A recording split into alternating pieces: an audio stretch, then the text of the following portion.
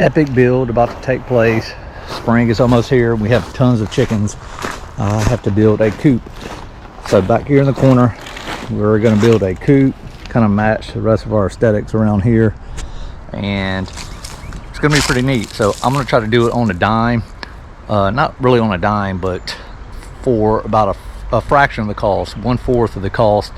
That I've seen coops that I can purchase, the ones I like, run anywhere from $3,400 to about $4,500. I think I can build this coop really similar with some Home Depot, Lowe's materials for under $1,000. So we're gonna find out. Let's get started. Putting up a plumb line, but I'm gonna go ahead and do it. I'm gonna make sure this first block is level, then put my 4 quarters in, 4 corners, and then that's where the foundation for the coop would sit. I want to center it on the garden right here, so I'm going to start. It's going to be 5 by 8, so I'm going to start with pulling all this back. It's going to be elevated. You probably saw the picture from the tag, and then give the chickens somewhere to hide, dig for worms, and escape from predators, and just chill out in the summer. Nothing screams spring more than a rabbit in a cabbage patch. So some people think this is a little bit crazy, but I love cedar. And this Home Depot, this is the mother Home Depot for this Atlanta, Georgia. It's right here in Vinings. And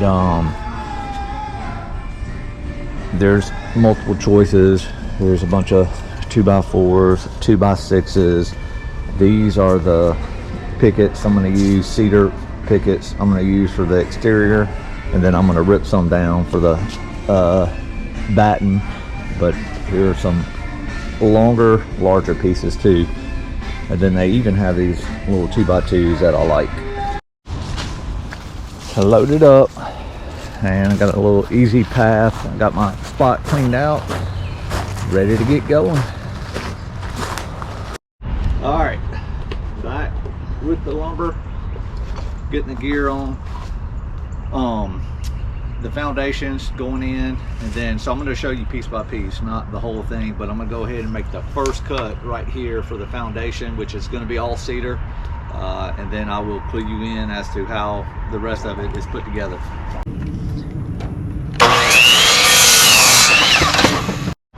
So if you want to watch one of my other videos, I did these planter boxes out of cedar, and one thing, I'm not putting a big lag bolt, but cedar can crack, western red cedar, so I'm going to go ahead and do a couple of pilot holes just to prevent that.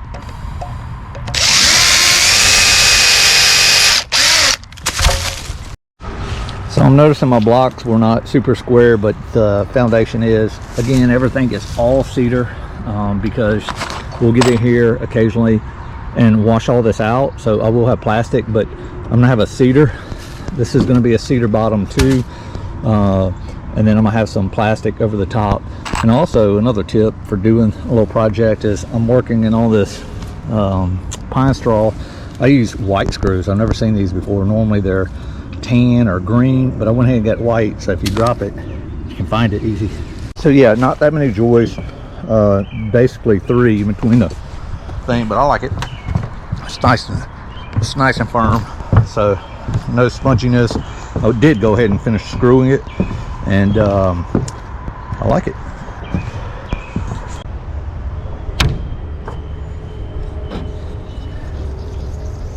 I'm gonna go ahead and run a piece of tape over here too, so water doesn't seep down.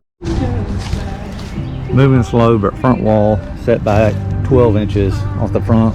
You can see where I went ahead and marked out 1, 2, 3, 4, 5, 8 nesting boxes. I'll have a flip up cover. Back wall's a little bit shorter. It's like 5 foot. This front interior wall is 6, and then there'll be the gables. I'm about to work on that before I do these side walls. Also using this little gutter guard for my mesh for my vents on the back. And it just goes in just like this. Screw it, and then I'm going to cover up the outside. Then it'll look a little bit cleaner once I get all the siding boards put up. I'm going to start that in just a second. And I did forget to put down this protection floor before, so I had to cut it a little bit. So I went ahead and found my pitch. It's going to be a little taller than I thought, about 6.5 feet in the middle, but found my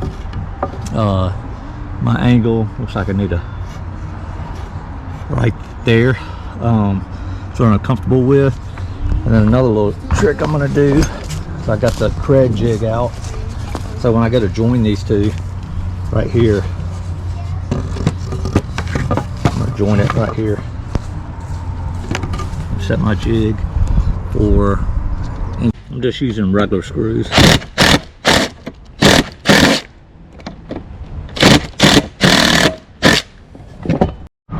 So just like the 4 joists, I've only did 5 rafters, but you can see I got them all cut out.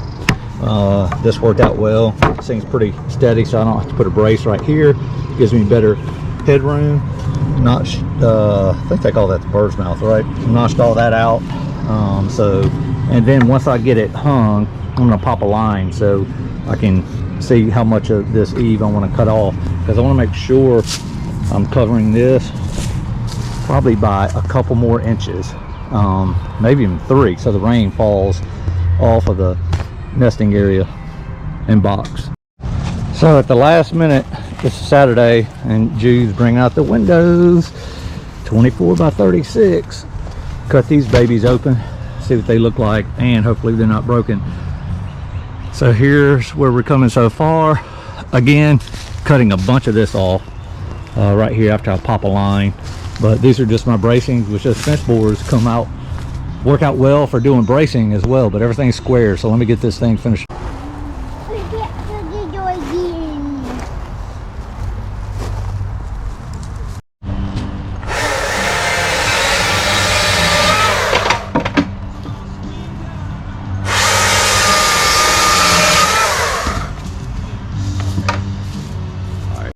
Alright, so worked a little bit longer. I went ahead and ran about a 5.5 inch little butt out for my rafter.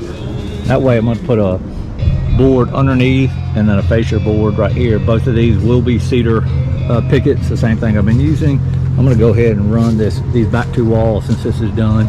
But again, here's the other side. Just came in on the inside and nailed it.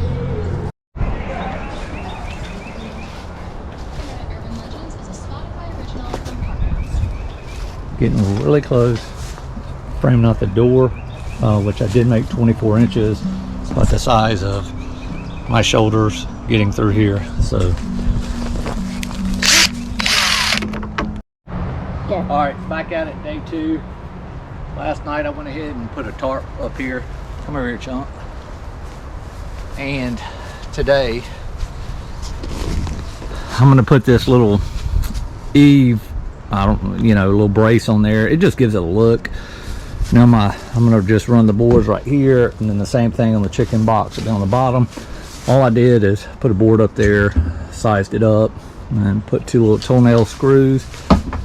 Here's what it looks like.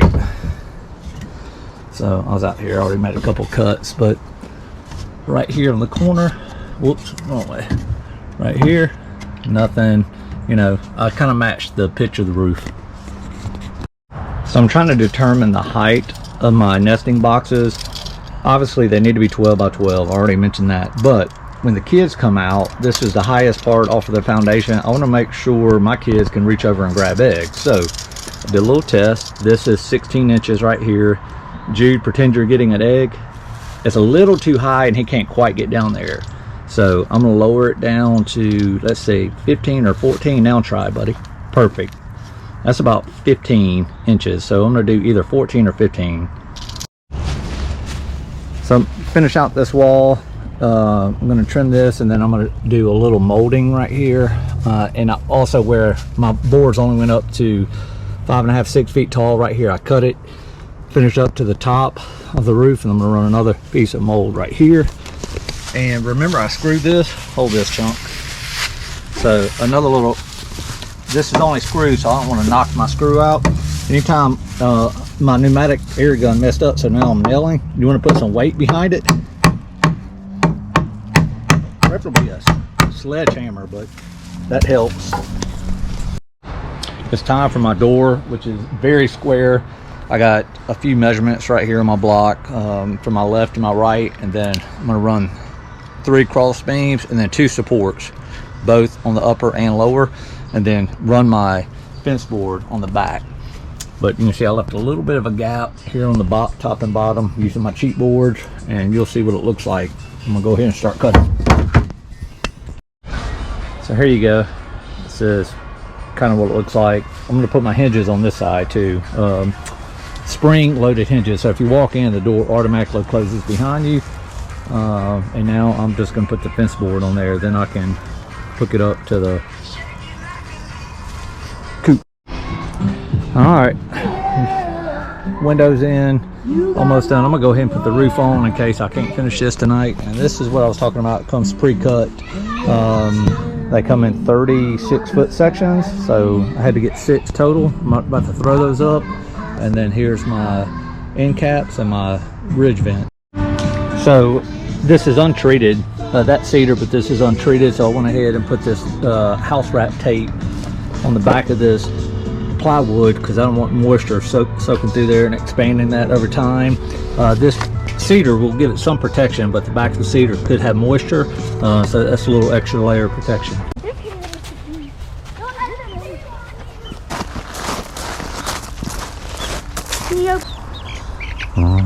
So close. I'm going to do some It's a simple how to put a exit door on a chicken coop. I have a piece of aluminum, old sign someone gave me from work, and this is a little carved out PVC plastic that's in the vinyl section for the lattice over in the lumber. It's perfect. So it has a channel which is a little bit wider than this, but this is real durable plastic, won't rot, should be easy to slide, and of course being outside it won't rot. I'm gonna put 1 channel on the bottom just to support it, and then 2 channels running up, and then you can cut the whole of your desired width and height for the chicken coop. Here we go. So I like these fasteners. They're super small. You can see that small head. It'll grab and in there real easy. Uses a T10 bit, which is a super small bit, but here's what the screw looks like. Once you get this little small head in there, it won't interfere with the slide at all. There.